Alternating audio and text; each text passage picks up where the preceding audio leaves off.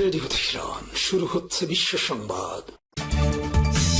আবারও মধ্যপ্রাচ্যে ভয়াবহ তৃতীয় বিশ্বযুদ্ধ শুরু হয়ে গেছে। দখলদার ইসরায়েলি বাহিনী এবং মার্কিন যুক্তরাষ্ট্রের সঙ্গে ইরানের ভয়াবহ এই হামলা চলছে। হামলায় জায়নবাদী দখলদারদের মাটির সঙ্গে মিশিয়ে দিচ্ছে ইরানের ইসলামী বিপ্লবী গার্ড বাহিনীর সদস্যরা। তারা কোনো বাধাই মানছে না। মার্কিন যুক্তরাষ্ট্র তারা এবার হতাশার মধ্যে পড়েছে, কারণ ইরানের নতুন নতুন ক্ষেপণাস্ত্র হামলায় দখলদারেরা ধূলিসাৎ হয়ে যাচ্ছে। আর এরই মাঝে আমাদের হাতে এসে পৌঁছেছে যুদ্ধের সর্বশেষ গুরুত্বপূর্ণ সবথেকে তাজা আপডেট সংবাদ আপনাদের জানিয়ে দিব। প্রথমেই জানাবো, শত্রু ষড়যন্ত্র প্রতিহতে জনগণকে ঐক্যবদ্ধ হওয়ার আহ্বান ইরানের স্পিকারের। ইরানের পার্লামেন্ট স্পিকার মোহাম্মদ বাঘের গালিবাফ জানিয়েছেন যে মার্কিন প্রেসিডেন্ট ডোনাল্ড ট্রাম্প অর্থনৈতিক চাপ প্রয়োগ করে এবং দেশের মানুষকে বিভক্ত করে তেহরানকে আত্মসমর্পণ করতে বাধ্য করার চেষ্টা করেছেন। যুক্তরাষ্ট্রের সঙ্গে যুদ্ধবিরতি আলোচনার একজন প্রধান আলোচক গালিবাফ আরও বলেছেন, ইরানের শত্রুরা ভেতর থেকে দেশটিকে দুর্বল করার চেষ্টা করেছিল, কিন্তু তারা ব্যর্থ হয়েছে। এরপর জানাবো, ইরান যুদ্ধে বাড়তি ব্যয় নিয়ে ডেমোক্র্যাটদের তীব্র সমালোচনা। ইরানে চলমান যুদ্ধের ব্যয় $25 বিলিয়ন পৌঁছেছে। পেন্টাগনের এই ঘোষণার পর যুক্তরাষ্ট্রে ডেমোক্র্যাট নেতাদের মধ্যে তীব্র সমালোচনা দেখা গেছে। ডেমোক্র্যাট কংগ্রেসম্যান মার্টি সালনিয়ার বলেছেন, এই বিপুল পরিমাণ অর্থ ব্যয় করলে যুক্তরাষ্ট্রের কোটি কোটি মানুষকে স্বাস্থ্যসেবা ফ্রিতে দেওয়া যেত, কিন্তু এগুলো ট্রাম্পের দল অর্থাৎ রিপাবলিকানরা এই অর্থ যুদ্ধের পিছনে খরচ করায় আসলে পুরো পরিস্থিতি সবার জন্য এখন ভয়াবহ আকার ধারণ করেছে। এদিকে হরমুজে অবরোধ, পারস্য উপসাগরে আটকা 20,000 নাবিক। হরমুজ প্রণালী ঘিরে চলমান অচল অবস্থায় তেল ও গ্যাস ট্যাঙ্কার এবং পণ্যবাহী জাহাজ সহ শত শত জাহাজের প্রায় 20,000 নাবিক হরমুজ পারস্য উপসাগরে আটকে পড়েছে। যুক্তরাষ্ট্রের অবরোধ এবং নিরাপত্তা ঝুঁকির কারণে জাহাজ নিয়ে হরমুজ প্রণালী পার হতে পারছে না তারা। এবারে জানাবো, আবারও গাজা অভিমুখে গ্লোবাল সুমুদ ফ্লোটিলায় ইসরায়েলের হামলা। গাজা উপত্যকায় উদ্দেশ্যে রওনা হয় একটি বিশাল আন্তর্জাতিক ত্রাণবাহী বহরের উপর মাঝ সমুদ্রে অভিযান শুরু করেছে ইসরায়েলি সামরিক বাহিনী। উপকূল থেকে বহু দূরে গ্রিসের ক্রিট দ্বীপের পশ্চিমে অন্তত 1000 কিলোমিটার দূরে আন্তর্জাতিক জলসীমায় ওই অভিযান চালানো হচ্ছে বলে জানা গেছে। এবং সর্বশেষ জানাবো, কঠিন শর্তে $160 কোটি ঋণ নিচ্ছে সরকার। বাংলাদেশের বিএনপি সরকার নতুন করে ক্ষমতা আসার পর এবার কঠিন শর্তে উন্নয়ন সহযোগী সংস্থাগুলোর কাছ থেকে মোট $1.9 বিলিয়ন 5টি ঋণ প্রস্তাবের অনুমোদন দিয়েছে। এর মধ্যে প্রায় $1.6 বিলিয়ন কঠোর শর্তযুক্ত নন কনসেশনাল বা অনমনীয় ঋণ। অনুমোদিত অর্থের মধ্যে $1.3 বিলিয়ন বাজেট সহযোগিতা হিসেবে রাখা হবে, যা জরুরি আর্থিক চাপ মোকাবেলায় ব্যবহার করা হবে। পরিকল্পনার নন কনসেশনাল ঋণ সংক্রান্ত স্থায়ী কমিটির সভায় কঠিন শর্তের এসব ঋণের অনুমোদন দেওয়া হয়েছে। এতে সভাপতিত্ব করেন অর্থ ও পরিবার পরিকল্পনা মন্ত্রী আমির খসরু। প্রিয় দর্শক, এতক্ষণ শুনছিলেন সংবাদ শিরোনাম, এবারে বিস্তারিত। তবে তার আগে বন্ধুরা, অনুরোধ থাকবে এই সংবাদটিতে একটি লাইক দিন। এই চ্যানেলে আপনি নতুন হয়ে থাকলে আমাদের সংবাদটি দেখতে দেখতে চ্যানেলটি সাবস্ক্রাইব করে রাখুন। কমেন্ট করে বন্ধুরা আপনার মূল্যবান মতামত জানিয়ে দিন আপনি বিশ্বের কোন দেশ থেকে বা বাংলাদেশের কোন স্থান থেকে আমাদের সংবাদটি দেখছেন এবং শুনছেন। আর বন্ধুরা, সংবাদটি আপনার সোশ্যাল মিডিয়া ফেসবুকে শেয়ার করে বন্ধুদেরও দেখার সুযোগ করে দিন। গাজা যুদ্ধে আপনি যদি নিরীহ ফিলিস্তিনিদের ভালোবেসে থাকেন বন্ধুরা, কমেন্টে ইয়েস লিখে পুরো বিশ্বকে আমাদের এই সংবাদটি দেখার সুযোগ করে দিন। এবারে বিস্তারিত।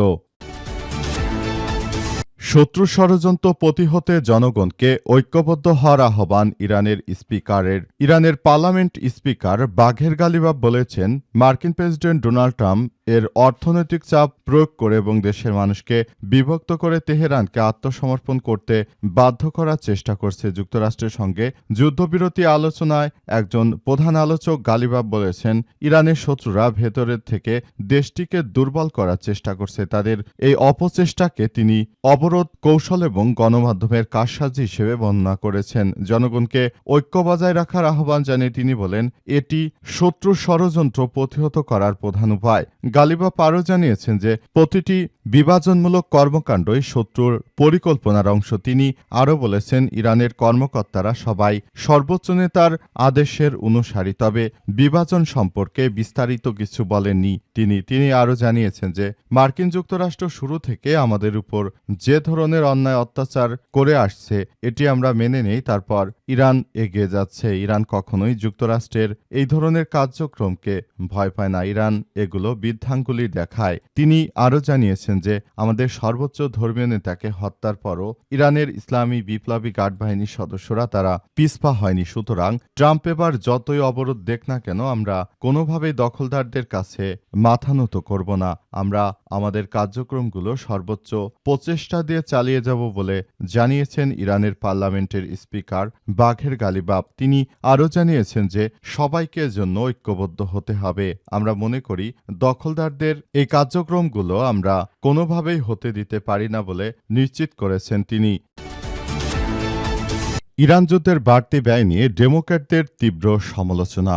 ইরানে চলমান যুদ্ধের ব্যয় $25 বিলিয়ন পৌঁছেছে। পেন্টাগনের এই ঘোষণার পর যুক্তরাষ্ট্রে ডেমোক্র্যাট নেতাদের মধ্যে তীব্র সমালোচনার সৃষ্টি হয়েছে। ডেমোক্র্যাট কংগ্রেসম্যান মার্ক টি সালনিয়ার বলেছেন যে এই বিপুল পরিমাণ অর্থ ব্যয় করলে যুক্তরাষ্ট্রের কোটি কোটি মানুষের স্বাস্থ্য সেবার খরচ মেটানো যেত। তিনি সামাজিক যোগাযোগ মাধ্যমে লিখেছেন, এর বদলে আমরা 14 জন মার্কিন সেনা হারিয়েছি, জ্বালানি তেলের দাম বাড়িয়েছে এবং আমেরিকানদের উপর আরও অনিরাপদ করে তুলেছি। আরেক ডেমোক্র্যাট কংগ্রেসম্যান রো খান্না প্রতিরক্ষামন্ত্রী পিক হেক্সেদের সমালোচনা করে জানিয়েছেন তিনি যুদ্ধের প্রকৃত অর্থনৈতিক প্রভাব সম্পর্কে অবগত নন। খান্না বলেছেন, আমি হেক্সেদকে জিজ্ঞেস করেছিলাম ইরান যুদ্ধের কারণে প্রতিস্থাপন ব্যয়, গ্যাস ও খাদ্যের দাম মিলে আমেরিকানদের কত খরচ হচ্ছে, তার এ বিষয়ে কোনো ধারণা নেই। তিনি আরও বলেন, অবিশ্বাস্য, একজন যুদ্ধমন্ত্রী এতটা সন্ত্রাসী হয় কি করে, যেখানে সারা আমেরিকার মানুষদের উপরে তাদের জীবনযাত্রার উপরে একটি প্রভাব পড়েছে, সেখানে তিনি হেসে খেলে বেড়াচ্ছেন এবং তিনি এমন কিছু করার চেষ্টা করছেন মনে হচ্ছে যে এই কার্যক্রম চালিয়ে তিনি হয়তো ভালো কোনো কিছু অর্জন করতে পারবেন। এজন্য পুরো পরিস্থিতি খুবই জটিল আকার ধারণ করেছে এবং সবকিছু তছনছ হয়ে যাচ্ছে। দখলদার ইসরায়েলি বাহিনী এবং মার্কিন যুক্তরাষ্ট্র তারা যে ধরনের অন্যায় কার্যক্রম চালিয়ে যাচ্ছে সেটি কোনোভাবে গ্রহণযোগ্য হতে পারে না। সারা পৃথিবী জুড়ে দখলদার ইসরায়েলি বাহিনী এবং দখলদার মার্কিন যুক্তরাষ্ট্র তারা শুরু থেকে যে ধরনের অন্যায় কার্যক্রম চালিয়ে যাচ্ছিল এর জন্য আসলে পুরো পরিস্থিতি আসলে এই ইহুদিবাদী ইসরায়েলিরাই দায়ী বলে তারা জানিয়েছে। উল্লেখ্য, ডোনাল্ড ট্রাম্প হচ্ছে রিপাবলিকানদের নেতা আর বর্তমান ডেমোক্র্যাট, অর্থাৎ এর আগে যুক্তরাষ্ট্রের প্রেসিডেন্ট জো বাইডেন ছিলেন, তার দল হচ্ছে ডেমোক্র্যাট। তারা এই ডোনাল্ড ট্রাম্পের দলকে অনেক বেশি প্রেশারাইজ করছে, কারণ তারা যুক্তরাষ্ট্রের সাধারণ নাগরিকদের জীবনযাপনকে একদম নরকে পরিণত করছে। এজন্য আসলে যুক্তরাষ্ট্রেই অভ্যন্তরীণ চাপের মধ্যে পড়েছে প্রেসিডেন্ট ডোনাল্ড ট্রাম্প। হরমুজে অবরোধ, পারস্য উপসাগরে আটকা 20,000 নাবিক। হরমুজ প্রণালী ঘিরে চলমান অচল অবস্থায় তেল ও গ্যাসের ট্যাঙ্কার এবং পণ্যবাহী জাহাজ সহ শত শত জাহাজের প্রায় 20,000 নাবিক হরমুজ পারস্য উপসাগরে আটকে পড়েছে।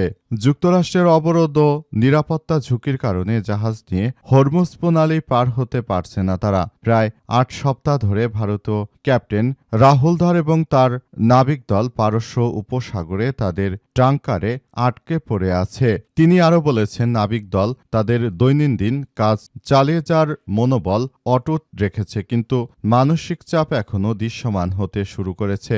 গত 7 এপ্রিল যুক্তরাষ্ট্র এবং ইরানের মধ্যে যুদ্ধবিরতি হওয়ার আশান্বিত হয়েছিলেন নাবিকরা, তবে যুদ্ধের এখনও কোনো সুস্পষ্ট অবসান ঘটেনি। সাধারণত বিশ্বের তেল এবং তরলীকৃত প্রাকৃতিক গ্যাসের প্রায় 1/5 এই জলপথ দিয়ে যাতায়াত করে থাকে।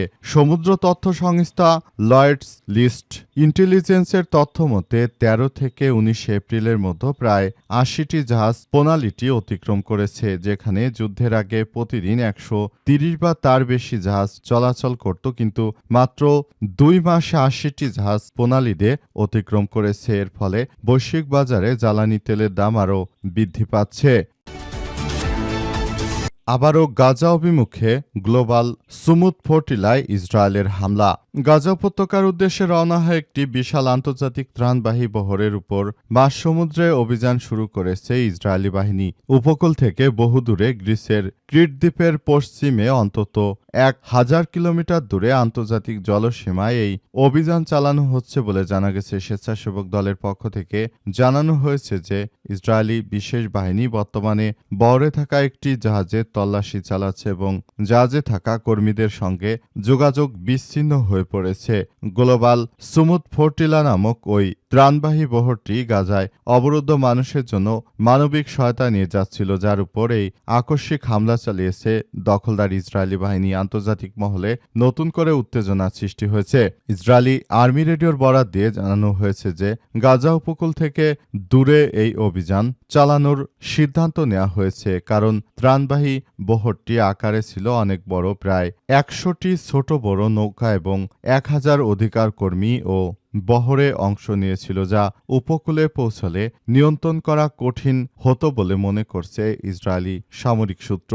গ্লোবাল সুমুদ ফ্লোটিলা সামাজিক যোগাযোগ মাধ্যম এক্সে সাবেক টুইটারে এক পোস্টে জানিয়েছে যে ইতিমধ্যে অন্তত 11টি জাহাজের সঙ্গে তাদের যোগাযোগ বিচ্ছিন্ন করা হয়েছে। অন্যদিকে ইসরায়েলি সংবাদ মাধ্যমগুলো দাবি করেছে যে এখন পর্যন্ত বহরে অন্তত 60টি নৌকাকে তারা পুরোপুরি নিয়ন্ত্রণে নিতে সক্ষম হয়েছে। প্রাণবাহী বহরের পক্ষ থেকে দেওয়া তথ্য অনুযায়ী ইসরায়েলি সামরিক স্পিডবোটগুলো তাদের জাহাজগুলো খুব কাছে এসেছে এবং সশস্ত্র সেনারা লেজার ও সেমি অটোমেটিক অ্যাসেল্ট রাইফেল দিয়ে কর্মীদের লক্ষ্য করে তীব্র ভীতি প্রদর্শন ও গুলিবর্ষণ করেছে বলে অভিযোগ পাওয়া গেছে।